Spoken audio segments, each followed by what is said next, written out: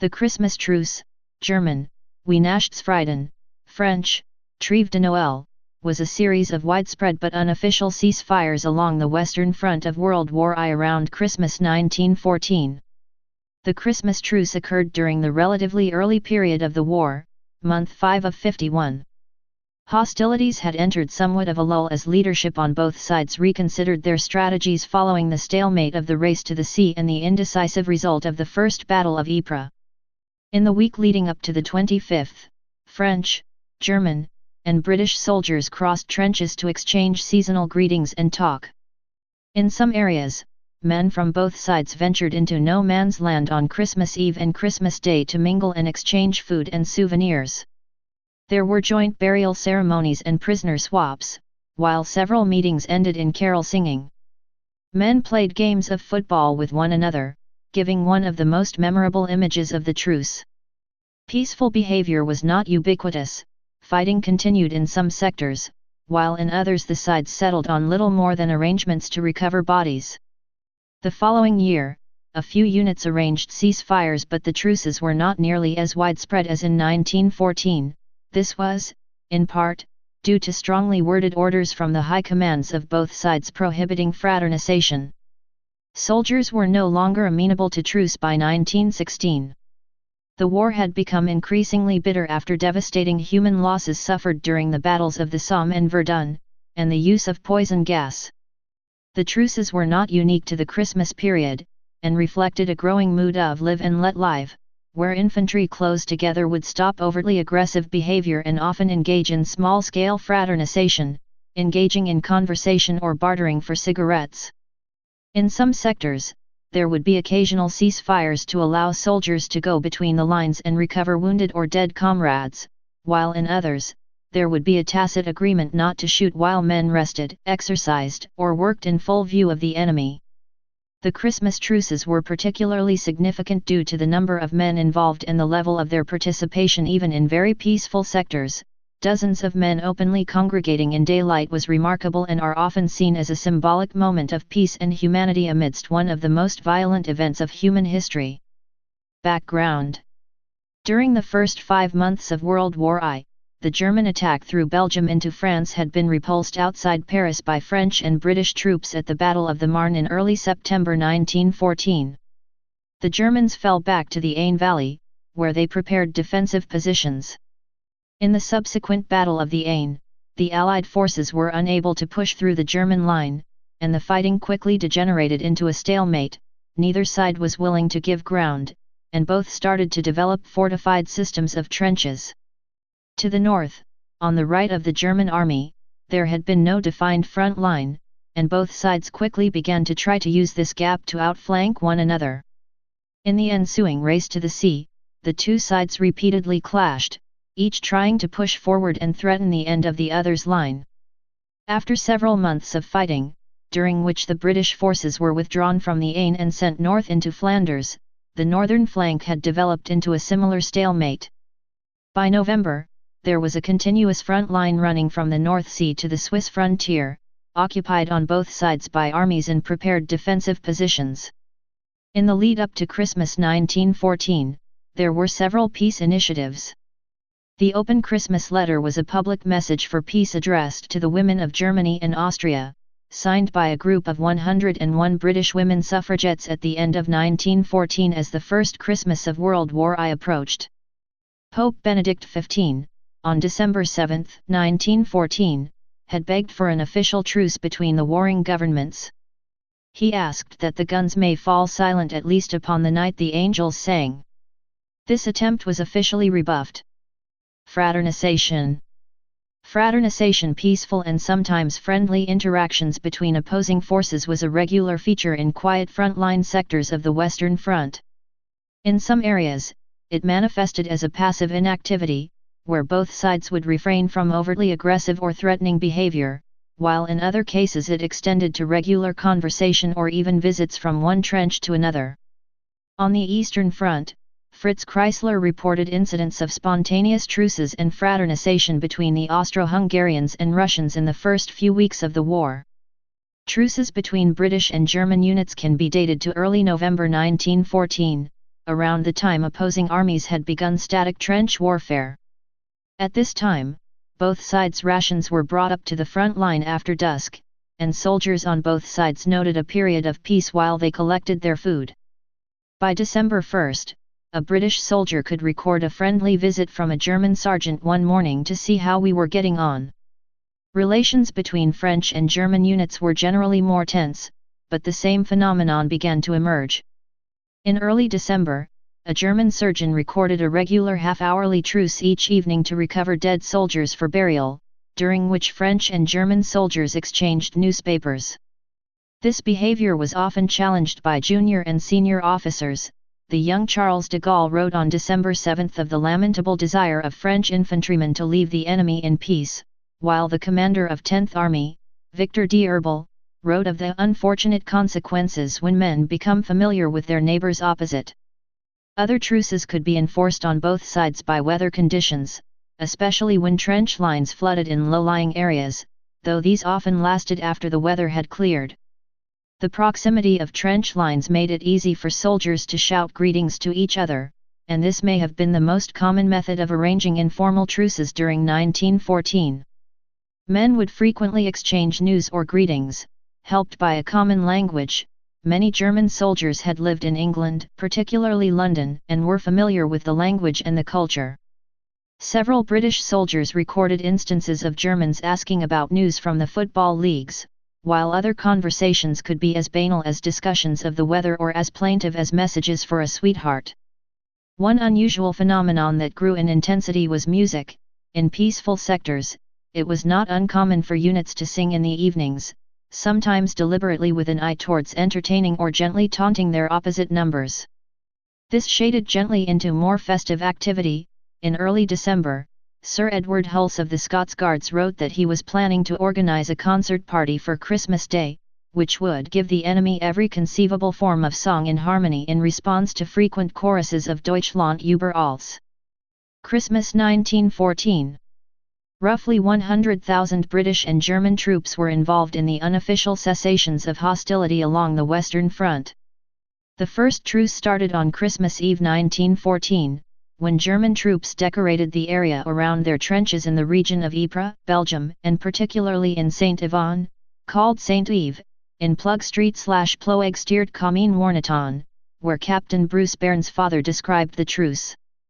The Germans placed candles on their trenches and on Christmas trees, then continued the celebration by singing Christmas carols. The British responded by singing carols of their own. The two sides continued by shouting Christmas greetings to each other. Soon thereafter, there were excursions across no man's land, where small gifts were exchanged, such as food, tobacco, and alcohol, and souvenirs such as buttons and hats. The artillery in the region fell silent. The truce also allowed a breathing spell where recently killed soldiers could be brought back behind their lines by burial parties. Joint services were held. In many sectors, the truce lasted through Christmas night, continuing until New Year's Day in others. On Christmas Day, Brigadier General Walter Congreve, then commanding 18 Infantry Brigade, stationed near Neuve-Chapelle, wrote a letter recalling the Germans initiated by calling a truce for the day. One of his brigade's men bravely lifted his head above the parapet and others from both sides walked onto no man's land. Officers and men shook hands and exchanged cigarettes and cigars. One of his captains smoked a cigar with the best shot in the German army, the latter no more than 18 years old. Congreve admitted he was reluctant to personally witness the scene of the truce for fear he would be a prime target for German snipers. Bruce Bairn's father, who served throughout the war, wrote, "I wouldn't have missed that unique and weird Christmas Day for anything. I spotted a German officer, some sort of lieutenant I should think, and being a bit of a collector, I intimated to him that I had taken a fancy to some of his buttons. I brought out my wire clippers and, with a few deft snips, removed a couple of his buttons and put them in my pocket. I then gave him 2 of mine in exchange. The last I saw was one of my machine gunners, who was a bit of an amateur hairdresser in civil life, cutting the unnaturally long hair of a docile Boche, who was patiently kneeling on the ground whilst the automatic clippers crept up the back of his neck." Future nature writer Henry Williamson, then a 19-year-old private in the London Rifle Brigade, wrote to his mother on Boxing Day. "Dear Mother, I am writing from the trenches. It is 11 o'clock in the morning. Beside me is a coke fire, opposite me a dugout, wet, with straw in it. The ground is sloppy in the actual trench, but frozen elsewhere. In my mouth is a pipe presented by the Princess Mary. In the pipe is tobacco. Of course, you say. But wait. In the pipe is German tobacco. Haha, you say, from a prisoner or found in a captured trench? Oh dear, no. From a German soldier. Yes, a live German soldier from his own trench. Yesterday the British and Germans met and shook hands in the ground between the trenches, and exchanged souvenirs, and shook hands. Yes, all day Christmas Day, and as I write. Marvelous, isn't it?" Captain Sir Edward Hulse reported how the first interpreter he met from the German lines was from Suffolk, where he had left his girlfriend and a 3.5 HP motorcycle. Hulse went on to describe a sing-song which ended up with Auld Lang Syne, which we all, English, Scots, Irish, Prussians, Württembergers, etc., joined in. It was absolutely astounding, and if I had seen it on a cinematograph film I should have sworn that it was faked. Captain Robert Patrick Miles, King's Shropshire Light Infantry, who was attached to the Royal Irish Rifles, recalled in an edited letter that was published in both the Daily Mail and the Wellington Journal and Shrewsbury News in January 1915, following his death in action on December 30, 1914. Friday, Christmas Day. We are having the most extraordinary Christmas Day imaginable. A sort of unarranged and quite unauthorized but perfectly understood and scrupulously observed truce exists between us and our friends in front. The funny thing is, it only seems to exist in this part of the battle line. On our right and left we can all hear them firing away as cheerfully as ever. The thing started last night, a bitter cold night, with white frost soon after dusk, when the Germans started shouting "Merry Christmas, Englishmen" to us. Of course our fellows shouted back, and presently large numbers of both sides had left their trenches, unarmed, and met in the debatable, shot-riddled, no man's land between the lines. Here the agreement all on their own came to be made that we should not fire at each other until after midnight tonight. The men were all fraternizing in the middle. We naturally did not allow them too close to our line, and swapped cigarettes and lies in the utmost good fellowship. Not a shot was fired all night. Of the Germans he wrote, "They are distinctly bored with the war. In fact, one of them wanted to know what on earth we were doing here fighting them." The truce in that sector continued into Boxing Day. He commented about the Germans, "The beggars simply disregard all our warnings to get down from off their parapet, so things are at a deadlock. We can't shoot them in cold blood. I cannot see how we can get them to return to business." On Christmas Eve and Christmas Day, 24 and December 25, 1914, Alfred Anderson's unit of the 1st/5th Battalion of the Black Watch was billeted in a farmhouse away from the front line.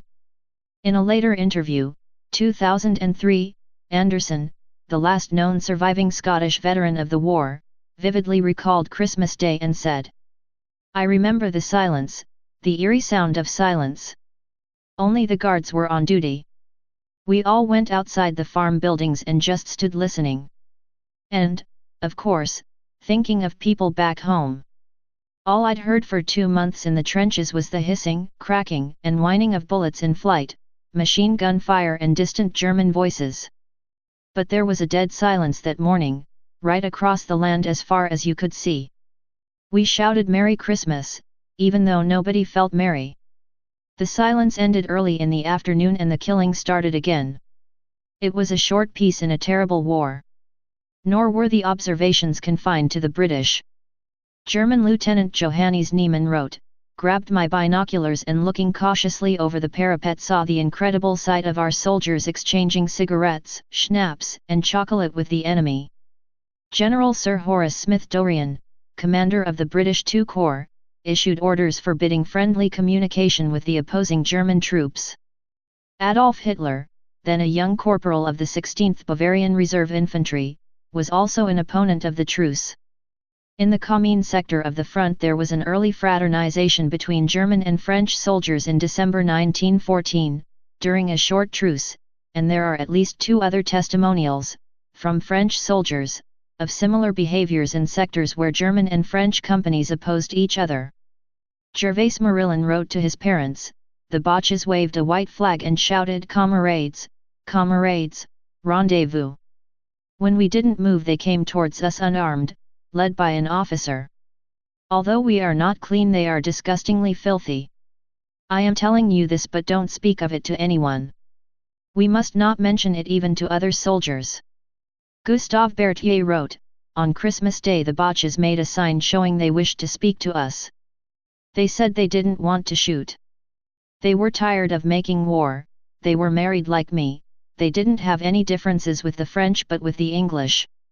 In sections of the front where German and Belgian troops faced each other in December 1914, there was at least one such instance when a truce was achieved at the request of Belgian soldiers who wished to send letters back to their families, over the German-occupied parts of their own country. Richard Sherman, who was in a German regiment holding a position on the Bernhardstein, one of the mountains of the Vosges, wrote an account of events in December 1915, when the Christmas bells sounded in the villages of the Vosges behind the lines, something fantastically unmilitary occurred. German and French troops spontaneously made peace and ceased hostilities, they visited each other through disused trench tunnels, and exchanged wine, cognac, and cigarettes for Westphalian black bread, biscuits and ham. This suited them so well that they remained good friends even after Christmas was over. He was separated from the French troops by a narrow no-man's land and described the landscape as, strewn with shattered trees, the ground ploughed up by shell fire, a wilderness of earth, tree roots and tattered uniforms. Military discipline was soon restored, but Sherman pondered over the incident, and whether thoughtful young people of all countries could be provided with suitable meeting places where they could get to know each other. He went on to found the German Youth Hostel Association in 1919. Football matches. Many accounts of the truce involve one or more football matches played in no man's land. This was mentioned in some of the earliest reports, with a letter written by a doctor attached to the Rifle Brigade, published in the Times on January 1, 1915, reported a football match, played between them and us in front of the trench. A wide range of similar stories have been told over the years, often naming specific units or a precise score. Some accounts of the game bring in elements of fiction by Robert Graves, a British poet and writer who reconstructed the encounter in a story published in 1962. In Graves' version, the score was 3-2 to the Germans. However, the truth of the accounts has been disputed by some historians.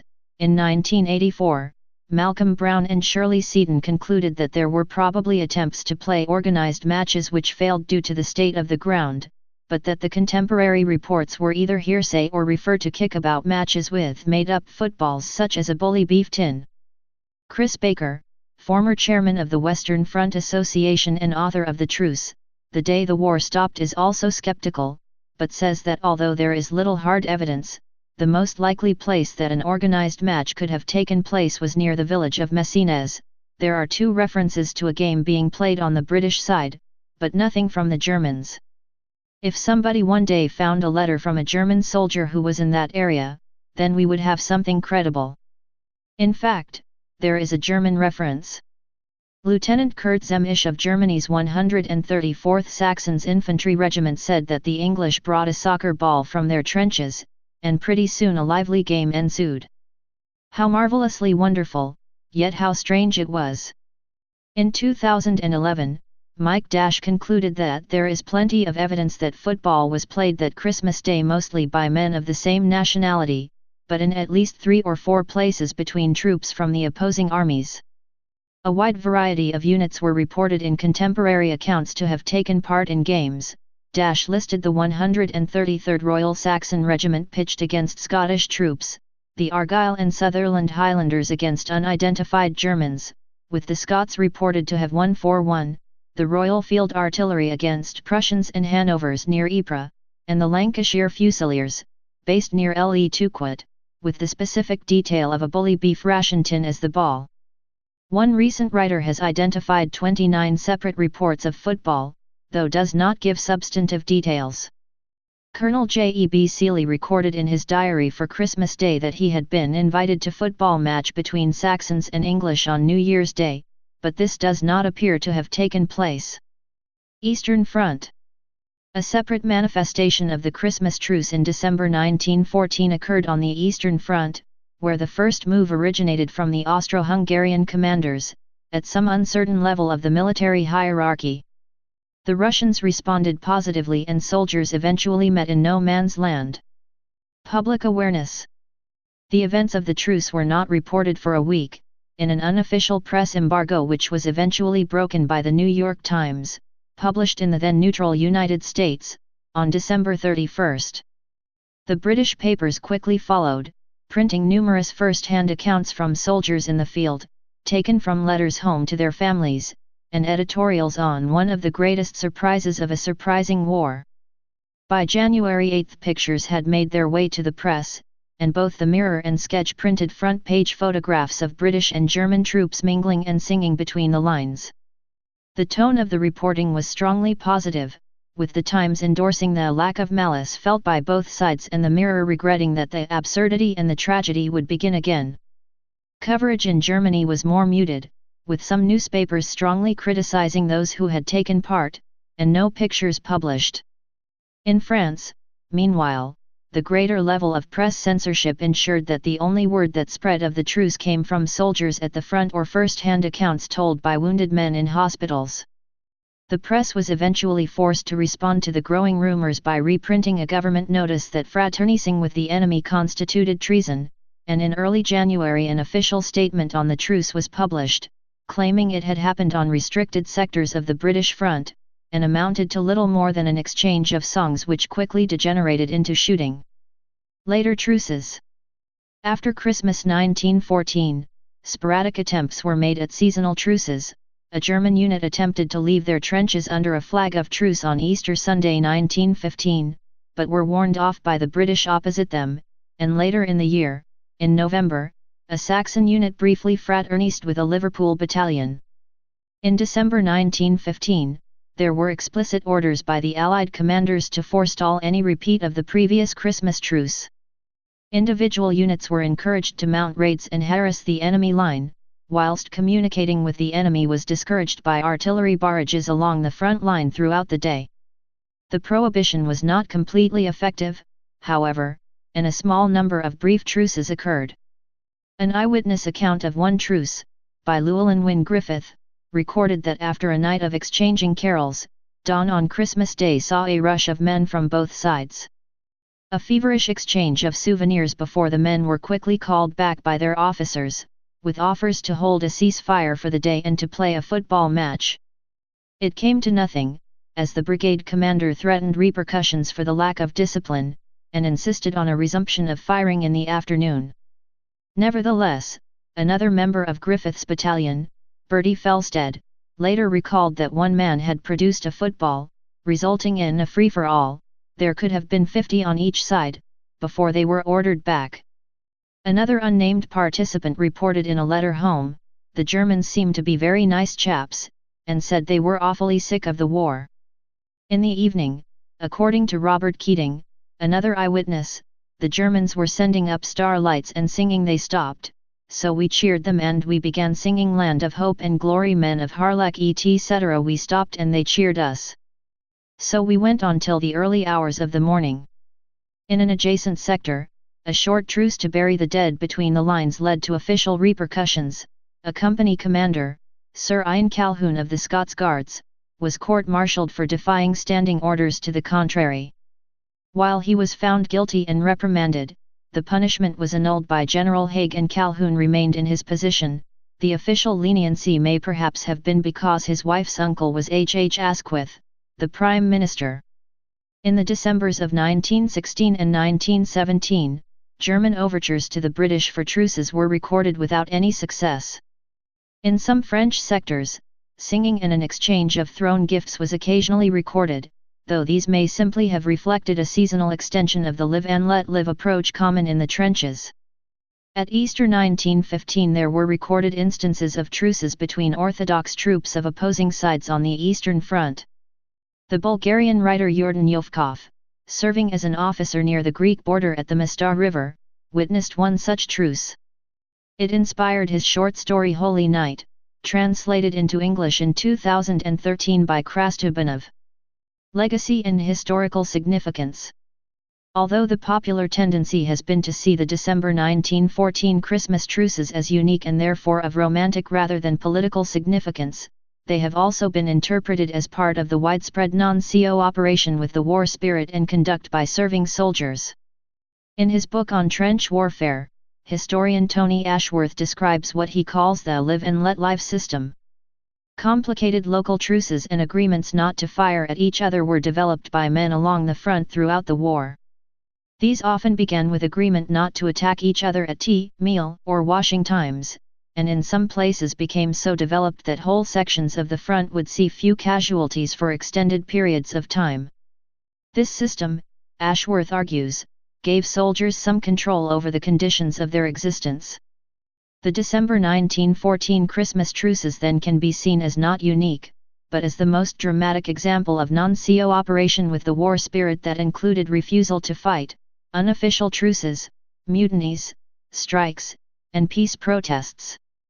In the 1933 play Petermanschlies Frieden oder das Gleichnis vom Deutschen Opfer, Petermann Makes Peace, or The Parable of German Sacrifice, written by Nazi writer and World War I veteran Heinz Stege-White, in German, a German soldier, accompanied by Christmas carols sung by his comrades, erects an illuminated Christmas tree between the trenches, but is shot dead by the enemy. Later, when the fellow soldiers find his body, they notice in horror that enemy snipers have shot down every single Christmas light from the tree. The 1967 song Snoopy's Christmas by the Royal Guardsmen was based on the Christmas truce. It is the Red Baron, Germany's ace pilot and war hero, who initiates the truce with the fictitious Snoopy. The 1969 film Oh! What a Lovely War includes a scene of a Christmas truce with British and German soldiers sharing jokes, alcohol and songs. The video for the 1983 song Pipes of Peace by Paul McCartney depicts a fictionalized version of the Christmas truce. The final episode of the BBC television series Blackadder Goes Forth references the Christmas truce, with the main character Edmund Blackadder having played in a football match. He is also seen being annoyed at having had a goal disallowed for offside. The song All Together Now by Liverpool band The Farm took its inspiration from the Christmas Day Truce of 1914. The song has been re-recorded by the Peace Collective for release in December 2014 to mark the centenary of the event. The 1997 song Bellowood by American country music artist Garth Brooks is a fictional account based on the Christmas truce. The truce is dramatized in the 2005 French film Joyeux Noël, English, Merry Christmas, depicted through the eyes of French, British, and German soldiers. The film, written and directed by Christian Carrion, was screened out of competition at the 2005 Cannes Film Festival. In 2008, the truce was depicted on stage at the Pantages Theatre in Minneapolis, in the radio musical drama All Is Calm, The Christmas Truce of 1914. It was created and directed by Peter Rothstein, and co-produced by Theatre Lautata and the vocal ensemble Cantus, both Minneapolis-based organizations. It has continued to play at the Pantages Theatre each December since its premiere. Ahead of the centenary of the truce, December 2014, English composer Chris Eden and singer Abby Scott produced the song, 1914 The Carol of Christmas, to benefit British Armed Forces charities. At December 5, 2014, it had reached top of the iTunes Christmas chart. In 2014, the Northumbria and Newcastle University's Martin Luther King Peace Committee produced resources to enable schools and churches to mark the December 1914 Christmas truces. These included lesson plans, handouts, worksheets, PowerPoint slideshows, and full plans for assemblies, and carol services/Christmas productions. The authors explained that their purpose was both to enable school teachers to help children learn about the remarkable events of December 1914, but also to use the theme of Christmas to provide a counterpoint to the UK government's glorification of the First World War as heroic. As the Peace Committee argues, these spontaneous acts of festive goodwill directly contradicted orders from High Command, and offered an evocative and hopeful albeit brief recognition of shared humanity and thereby, they argue, give a rereading of the traditional Christmas message of on earth peace, goodwill toward men. The grocery chain Sainsbury's produced a short film for the 2014 Christmas season as an advertisement reenacting the events of the Christmas truce, primarily following a young English soldier in the trenches. John McCutcheon's 1984 song, Christmas in the Trenches, tells the story of the 1914 truce through the eyes of a fictional soldier.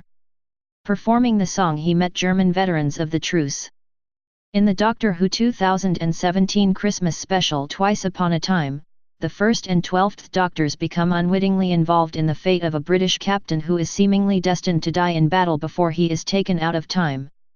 Although the Doctors appear to accept that the captain must be returned to the moment of his death, the 12th Doctor bends the rules and returns the captain revealed to be a relative of his friend and ally Brigadier Lethbridge Stewart to a point a couple of hours after he was taken out of time, with the result that he returns to history at the beginning of the Christmas truce, allowing the captain to live and request aid for his would-be killer, the 12th Doctor telling the first that a couple less deaths on the battlefield is never. Please subscribe and thanks for watching.